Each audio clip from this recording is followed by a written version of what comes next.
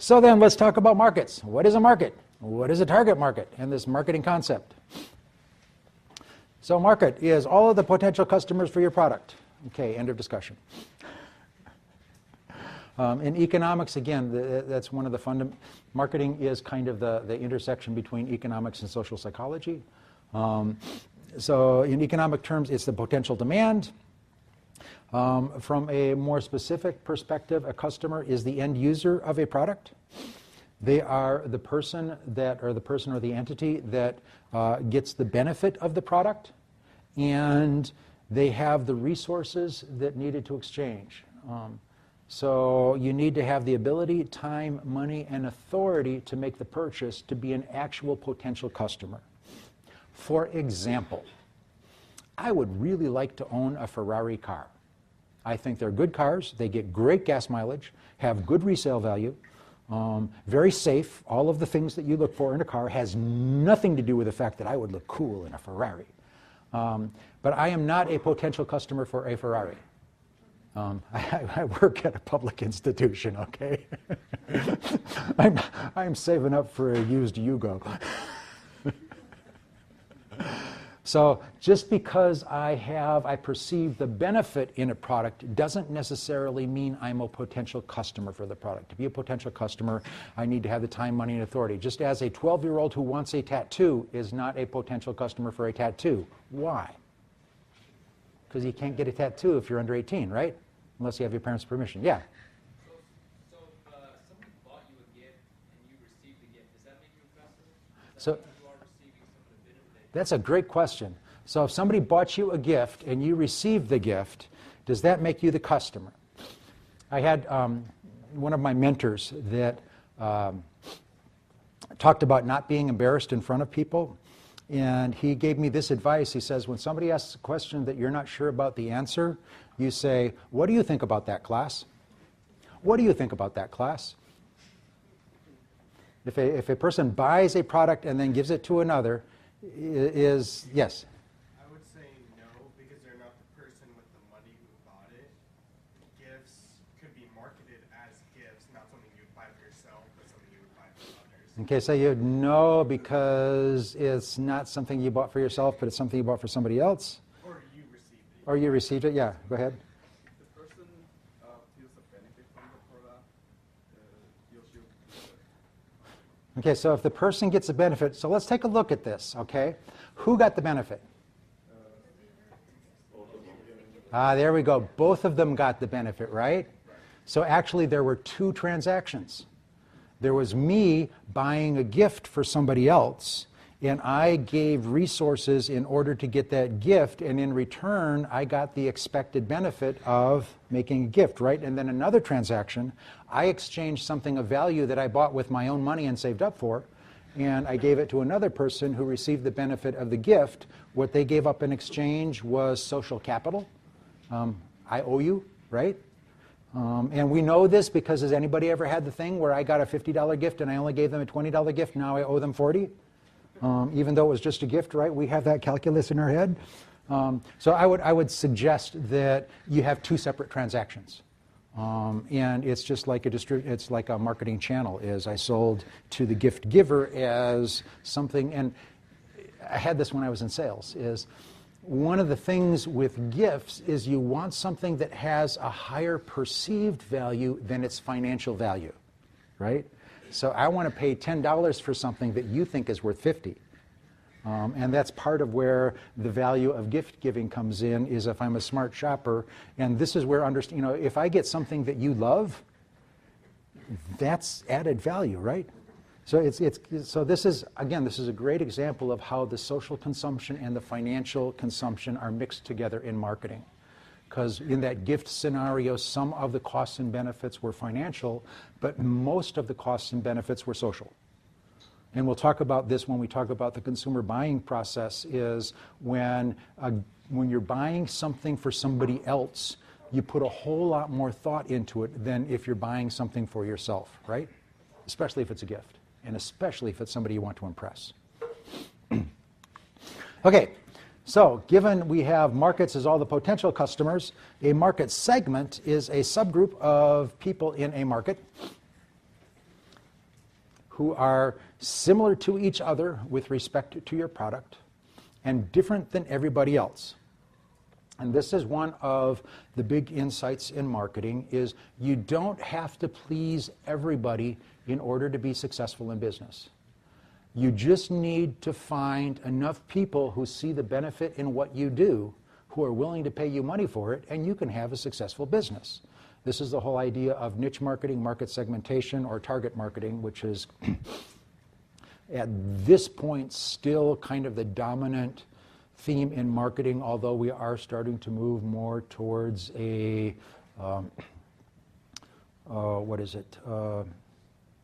more towards a customer-centric marketing organization, largely thanks to our friend Jeff Bezos at Amazon. But in markets, yes? What do you mean by that last part? Yeah, I shouldn't have said it. I'm sorry.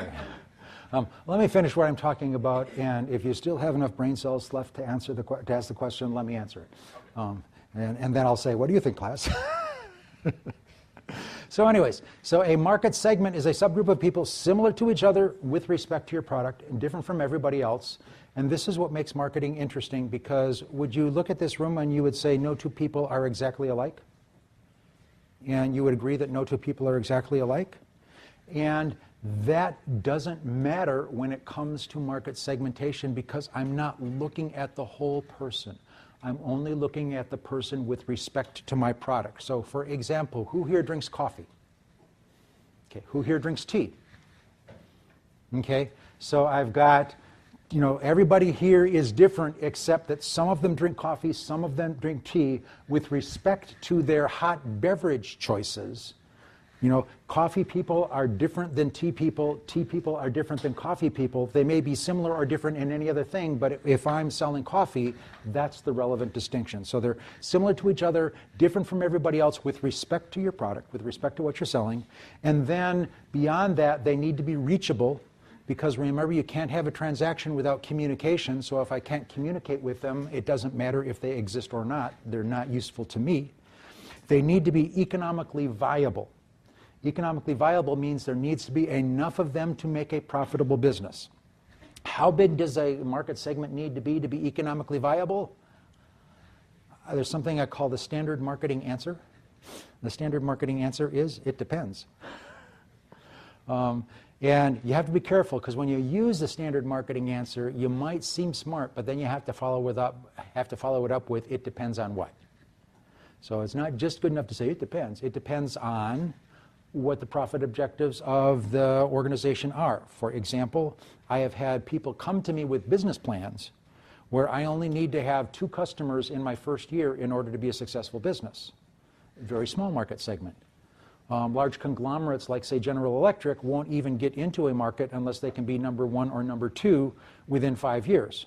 Need hundreds of millions of dollars to be a viable market segment. So it just totally depends on the size of the business and what your profit objectives are. So having decided that there are different segments, a target market is the segment you choose to address. Duh. And again, you don't have to please everybody. You just have to find people who like what you're doing, know what you're doing, and are willing to do business with you, and you can have a long and happy life. Which leads us finally to the marketing concept. Ooh, getting very philosophical here. To buy or not to buy? That is the question. So there's a couple of, and people talk about this, I think it's less relevant, but I'll still talk about it, because if I don't talk about it, people will say you didn't get a principles of marketing education. So there have been different historical orientations to the way that we do business. If you think back, 200, 300 years back in the Middle Ages, it was unusual for a person to travel more than 7 miles from where they were born in their lifetime, and it was unusual for a person to have more than 1 set of clothes. Most people were self-sufficient, or if there was commerce, it was very local at the village level, so really marketing didn't happen. And kind of the driving changes have been concentrations of population into cities, improvements of transportation, and improvements in communication technology, which are all kind of related because improvements of transportation led to larger population concentrations, and the larger population concentrations raised the need for more effective communication. So we had the invention of print, and then we had the invention of radio, and then ultimately the last word in communication, television. Internet's for kids. Television is where it's at. So the kind of when we moved out of the village scenario, kind of the first orientation was production orientation. And at this time, the idea was that just weren't enough products, and economies of scale and efficient production allowed people to mass produce products in order to make them inexpensive. And the key to success was just mass production, riding the experience curve so that I could get the cost of shoes down to where everybody could afford 2 pairs of shoes as opposed to no pairs of shoes. And at some point, we got where kind of everybody had 2 pairs of shoes. Now what do you do? And then we moved into what they call the sales orientation, where it wasn't so much if you make it, they will buy. Then you had to actually sell. You had to encourage people to buy the product. You had to create demand. This was kind of a push technology where I will go out with a trainload of shoes and I will find people to buy my shoes. And then right now we're into the market orientation. And the key here is that pretty much everybody has one of everything if they want one. And the issue is, rather than just mass producing something and finding a market for it, we need to be a little bit more specific, and let's get into market segmentation. Let's identify segments of the market that might perceive what we're doing as having more value than others and be able to pay us more money for it. I just remember, you might have heard, perhaps one of the transitions of this period is Henry Ford is famously quoted as saying, you can have your car in any color you want as long as it's black. That's the sales orientation. Is we will make the cars, you buy them, we make them real cheap, and you buy them, and at some point people were saying, that's nice, but I want to have color in my car. And they started to lose market share to some of the other automobile manufacturers, even though they were the cheapest, because people wanted more than just the basic black car. That's starting to get into the market segmentation, where I want people that have color, I want people that have radios, air conditioning, all of that stuff. So the market orientation is you need to identify segments that see the value of what you want, and the idea is that you can charge a premium price if you're giving customers exactly what they want. I'll pay a little bit more for exactly what I want, then I'll pay for something that I can adapt to what I want it to do. It should be an organization-wide orientation on the customer. The idea is every business exists because of customers. Without customers, we have no business. So we need to focus on that. And then the emphasis is not on transactions, but the emphasis on creating long-term value, creating customer relationships that are going to give a sustainable business. Okay. And this is where we're starting to verge, and one of the arguments is we're heading into an information-driven concept where it's not so much identifying segments, but it's managing information so that the more people know about you, love about you. It's the idea of people aren't just buying the product, but they're buying the spirit behind the product, right? Is it environmentally friendly? Do I give 1 pair of shoes to people who don't have shoes for every pair of shoes that you buy? So it's not just the product, but it's the mission behind the product.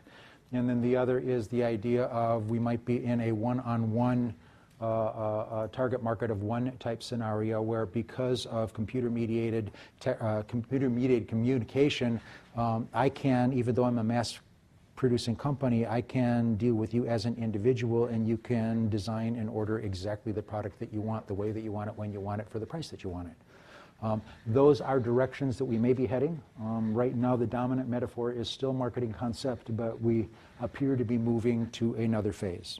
Does that answer your question?